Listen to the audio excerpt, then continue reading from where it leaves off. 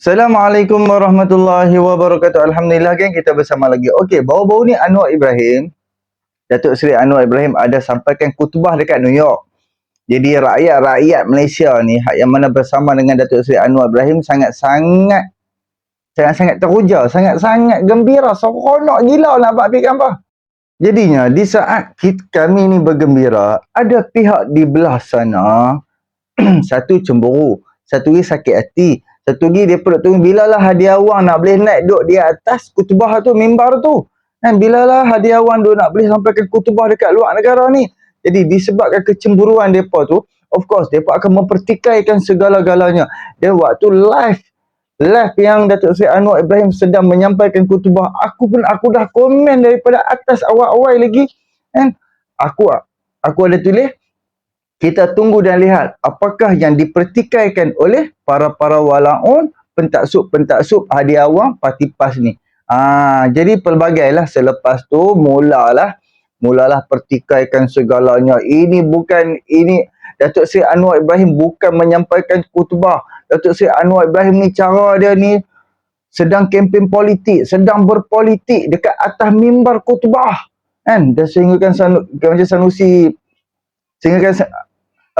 kata Datuk Seri Anwar Ibrahim menipu, membahung dekat US, dekat Amerika, dekat atas mimbar khutbah. Dan pelbagai disebabkan Datuk Seri Anwar Ibrahim tidak mewakili parti PAS. Datuk Seri Anwar Ibrahim tidak mengagung-agungkan parti PAS. Dan malah Datuk Seri Anwar Ibrahim pergi ke sana bawa imej Malaysia, bawa imej walaun, bawa imej walanon ke apa semua Malaysia Datuk Seri Anwar Ibrahim bawa, tapi dipertikaikan satu persatu, dipertikaikan. Dan aku akan bawa satu video brother ni dia akan memperjelaskan ucapan Datuk Seri Anwar Ibrahim, dan dia akan create yang mana waktu tu ada yang jemaah ni depa ketawa kan, depa ketawa kecil sedang Datuk Seri Anwar Ibrahim khutbah waktu itu. So tak payah panjang, jom kita dengar apa yang diperkatakan oleh sahabat ni. Dan hampa baca komen di atas tu, dan aku akan hilangkan komen, aku letak muka sahabat ni depan-depan. Jom kita dengar apa yang diperkatakan. Saya ada 4 sebab untuk menolak sebarang dakwaan yang cakap sebenarnya khutbah Jumaat yang disampaikan di New York itu adalah satu khutbah politik ataupun agenda politik Datuk Seri Anwar Ibrahim. Sebelum tu saya kepilkan dulu video bahagian di mana sebenarnya yang disebarkan seolah-olah konon-kononnya dengan muzik background yang sangat sedih, seolah-olah Datuk Seri Anwar Ibrahim ini mempermainkan agama dan menyebabkan khutbah itu menjadi satu landasan politik dan tidak beradab di antara pembaca khutbah iaitu khatib dan juga audiens. Continue printing 1 million in all languages, including Bengali. Because I know there are many Bengalis here. So that's the way. Saya setuju dan berpegang kepada apa yang dikeluarkan oleh Mufti Wilayah, Mufti Malaysia ini, yang memutuskan bahawa sebaiknya di dalam khutbah Jumaat jangan bercakap, apatah lagi ketawa ke arah benda-benda yang lara. If you listen to the video closely, siapa sebenarnya yang ketawa? Kedua, apa sebenarnya konteks ucapan yang didengari oleh audiens dalam khutbah Jumaat tersebut ataupun dalam bahagian pendek video tersebut yang disebarluaskan ini? Pertama, saya percaya sebenarnya ramai yang tak dapat tangkap perkataan yang disebut oleh Datuk Seri Anwar Ibrahim ataupun kenapa jemaah itu menyambut dengan ketawa. Sebab itu part almost mumbling. Perlu mengulang-ulang video untuk memahami apa konteks dan kenapa perbualan ataupun the short video dalam tempoh 5 saat itu, kenapa orang ketawa, apa yang disampaikan oleh Datuk Seri Anwar Ibrahim kepada jemaah. Saya ulang lagi sekali video ini dan kita letakkan subtitle kepada ucapan Datuk Seri Anwar kepada jemaah, iaitu Context, we were able to continue printing 1 million in all languages, including Bengali. Because I know there are many Bengalis here. So that's the way we counter this facade, this ignorance, this weakness, and through knowledge and understanding. we were able to continue print 1 million in all languages including Bengali, because I know many Bengali people will see this. Konteks yang pertama adalah memang Quran ini diterjemah ke dalam bahasa-bahasa utama dunia. Sehingga kan bahasa Bengali ini kalau mengikut CIA adalah bahasa ketujuh yang mempunyai penutur terbanyak dekat dunia. 3.4%. Konteks kedua adalah New York ini mempunyai populasi diaspora Bangladeshi yang terbesar dalam kalangan negeri-negeri di United States. Jadi tak hairan pun situasi itu boleh untuk berlaku. Populasi Muslim di New York ini bukan semata-mata orang berkulit putih. Sebab ada lagi sebahagian daripada imigran ataupun ekspatriat lain yang datang ke masjid tersebut. Kalau kita ini sebagai seorang pengucap awam mengetahui siapa di hadapan kita itu, the way that Datuk Seri Anwar Ibrahim engage with the audience, ia tak jadi satu benda yang pelik kalau jemaah daripada Bangladesh ini boleh untuk menyahut dengan ketawa itu. Saya tak cakap ketawa itu betul atau ketawa itu tak salah. Tetapi dengan memahami perbezaan anutan mazhab dan juga kita tidak memahami budaya orang lain, betul di Malaysia memang tak beradab dan salah kalau kita nak ketawa. Pertama, bukan Datuk Seri Anwar Ibrahim yang ketawa. Dia hanya senyum dan itu adalah satu tanda interaksi dia dengan jemaah. Kedua, kalau kita nak cakap tentang amalan dan bagaimana cara orang lain ini mengamalkan satu-satu ritual agama ini, memang banyak perbezaan. Kalau di Mekah Al-Mukarramah itu pun macam-macam cara solat kita jumpa. Ada jemaah wanita yang tak pakai stokin pun solat. Ada jemaah yang pakai selendang. Bila selendang jatuh waktu mereka sujud, mereka angkat lepas bangun daripada sujud. Jadi siapa kita untuk menghukum adab dan cara beribadah orang lain? Janganlah kita terlalu ringan untuk menyamakan amalan orang lain dengan diri kita. Tak semua benda berkiblatkan Malaysia. We are not the center of the universe. Sebab yang kedua, Datuk Seri Anwar pergi dan bagi ucapan itu bukan membawa nama dia secara peribadi atau nama parti politik, sekalipun hatta bukan nama yang di-Pertuan Agong. Dia pergi itu bawa nama Malaysia. Sebelum ini, jemaah-jemaah umrah dan haji yang hadir ke Mekah ini, ramai yang akan ada pengalaman. Bila peniaga-peniaga di sana dengar nama Malaysia, okay, Malaysia is a good country, Mahathir is a great leader. Waktu itu, Mahathir berjuang pada peringkat OIC, pada peringkat antarabangsa,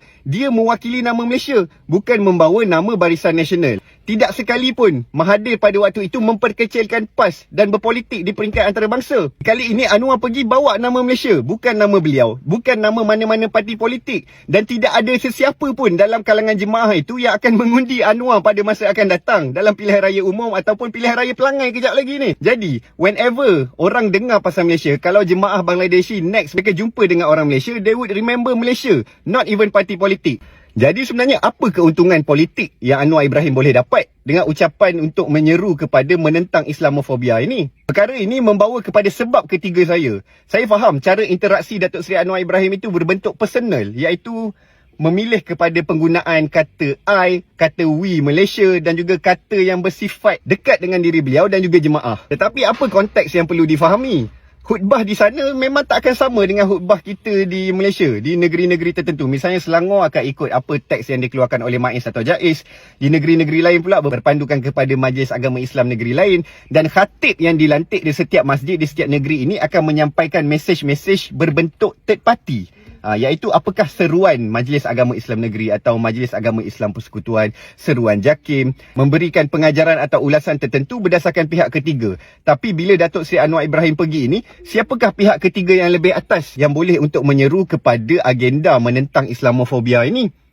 Ketika OIC tidak lagi mampu untuk bersuara, ketika Arab Saudi tidak pun memilih pihak kepada Palestin, siapa lagi yang boleh diharapkan untuk perjuangan Islamofobia ini? Ketika OIC telah gagal untuk membanteras dan memerangi Islamofobia ini dengan berkesan, ditambah pula dengan Arab Saudi sebagai negara Islam yang kuat dah buat satu perjanjian rasmi dengan Israel sebagai tanda, sebagai langkah-langkah kecil untuk mengiktiraf Israel sebagai sebuah negara, apa lagi pilihan Datuk Seri Anwar Ibrahim ada untuk menjunjung siapa yang lebih atas dalam kerangka negara Islam ini untuk menunjukkan protes kepada Islamofobia? Mengenang tragedi pembakaran Al-Quran di Sweden yang dilakukan oleh Rasmus Paludan ini, kita mempunyai satu fahaman bahawa kesalahfahaman kepada Islam ini menebal dalam kalangan masyarakat sebab mereka tidak faham kepada Islam.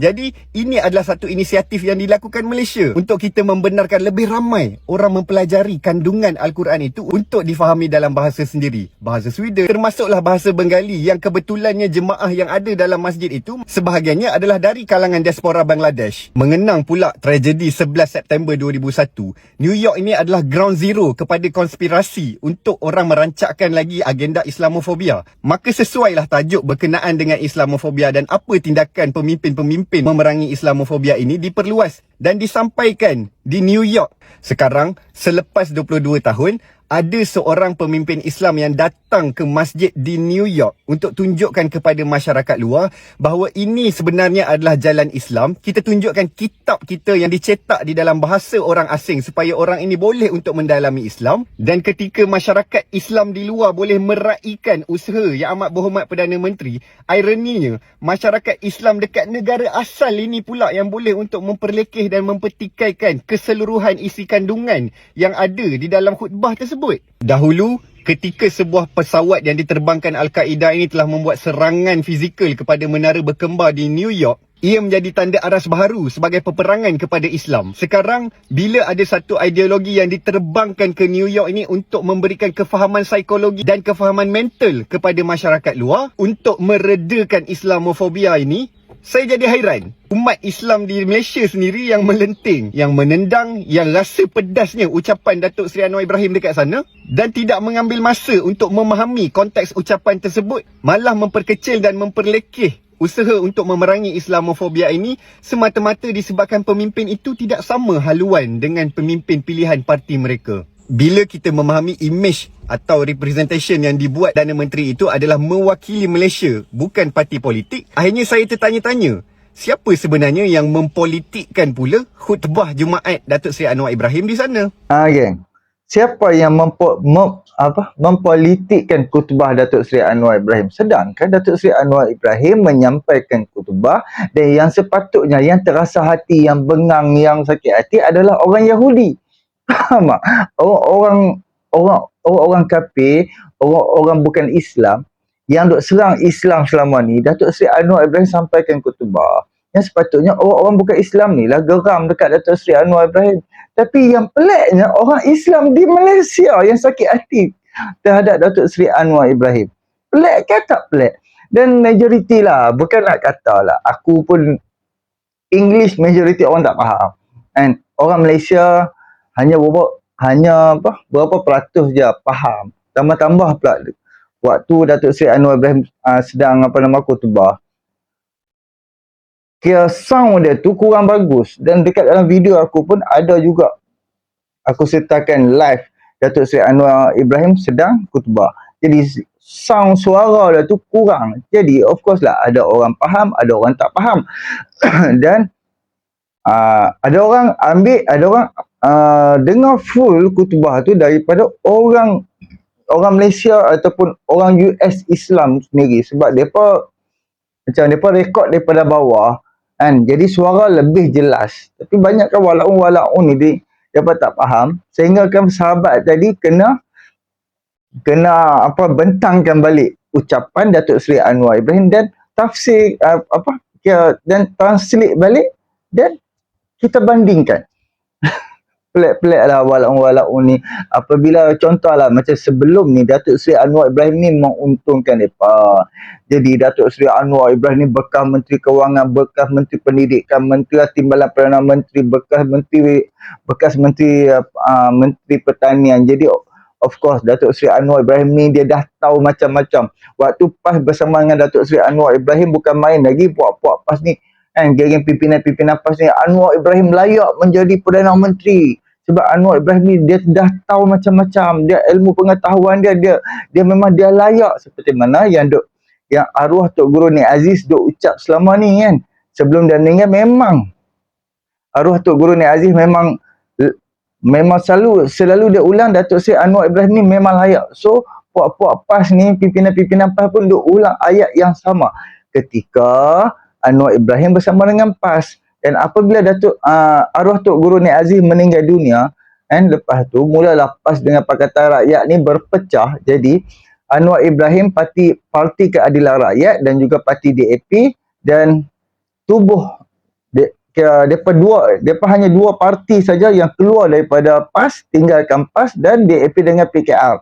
Jadi apabila PAS ni pula berpecah ketika zaman Mak Sabu, kan, PAS ni berpecah dan sepihak PAS ni keluar dan wujudkan Parti Amanah Negara dan wujudkan parti itu dan bersama dengan DAP dan juga PKR. So berpecahlah puak-puak PAS ni. Mulai saat itulah bukan main lagi hentam Anwar Ibrahim.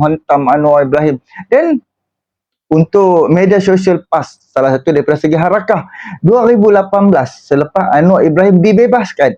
Bukan main lagi. Harakah Daily keluarkan satu slide, satu berita mengatakan keadilan terhadap Datuk Seri Anwar Ibrahim. Alhamdulillah. Sebab waktu tu antara PAS dengan Datuk Seri Anwar Ibrahim ni orang kata duk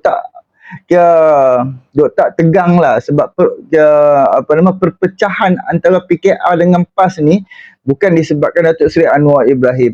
Bukannya sebab waktu tu Anwar Ibrahim ada di dalam penjara. So Anwar Ibrahim tak ada kena-mengena pun.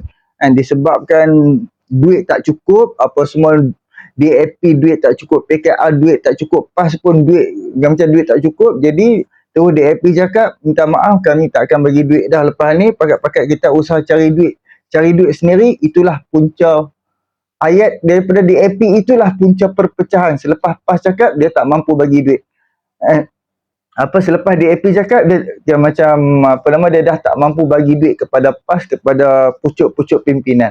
Itulah salah satu punca perpecahan parti PAS dengan parti PKR. Dan selepas tu depa duk hentam DAP, duk hentam PKR, tapi depa tak hentam sangat Anwar Ibrahim. Dan selepas Anwar Ibrahim menjadi wakil rakyat, Anwar Ibrahim menjadi ahli parlimen Port Dickson, waktu itulah bermulanya episod menghentam Anwar Ibrahim ni. PAS ni menghentam Anwar Ibrahim, waktu itulah bermulanya. Dan kalau kita patah balik selepas Anwar Ibrahim macam dibebaskan, kita boleh tengok media-media harakah keluarkan apa. Alhamdulillah. Aku akan sertakan sini, Harakah Daily cakap. Jadi itulah. Apabila Anwar Ibrahim tidak menguntungkan mereka, memang mereka hentam. Apabila Anwar Ibrahim menguntungkan mereka peluk, cium, sayang, semua ada. Jadi itulah serba sedikit perkongsian aku. Boleh subscribe, like, komen dan share. Jangan jadi malaun, jangan jadi pertikaian. Segalanya duk nak pertikai, jangan jadi pertikaian nasional. Boleh subscribe, like, komen dan share, hantar kat mak ampang tuan. Assalamualaikum.